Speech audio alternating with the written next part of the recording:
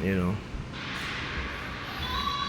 Pag nagsasarado kami ng mga screw ganito, minsan di mo iwasan yung mga open area. So ang ginagawa namin, kumuha kami ng gatong aging sa pamuka, and then pinapans namin.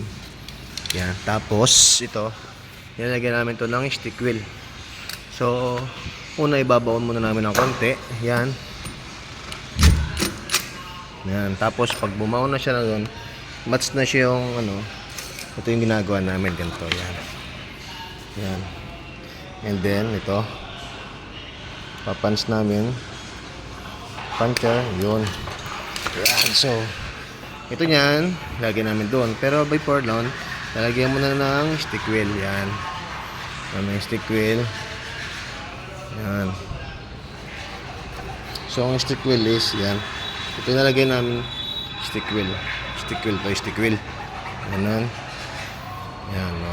Tapos yan, ganito lang.